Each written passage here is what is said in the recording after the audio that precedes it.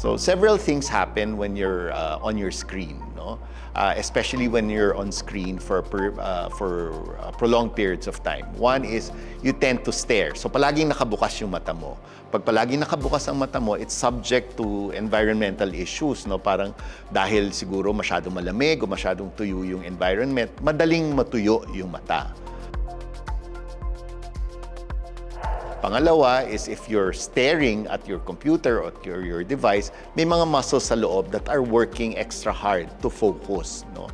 And when it's doing this, it's just like any other muscle in the body, napapagod, no? At pangatlo, minsan talagang yung muscles nga that makes it possible for you to focus, napapagod na siya, so nawawala na siya ng ability to focus.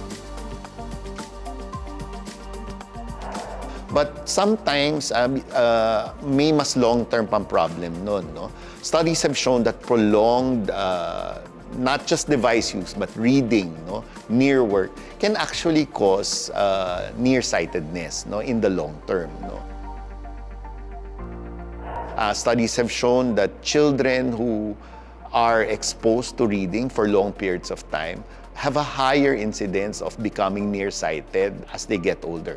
So ang advice nga ngayon para sa mga bata is instead of prolonged device use or prolonged reading, is lumabas sila, get sun exposure so that merong mga pag-aaral na sun exposure will actually decrease your incidence of nearsightedness.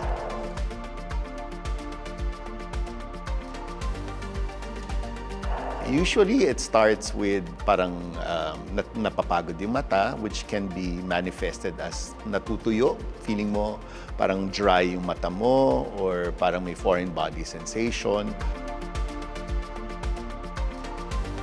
Or sometimes, nagkakaroon din ng persistent headaches pag masyado ka matagal nasa screen time. Or yun nga, parang magaspang yung pakiramdam ng mata. And then minsan, lumalabo din because of the dryness. So those are the usual common presenting symptoms of too much or excessive screen time. Kapag nangyayari yun, panay-panay at hindi nawawala, you have to see your doctor and see kung may ibang nangyayari. Bukod sa pagbabawas ng screen time, baka may ibang problema nangyayari that you have to see your doctor for.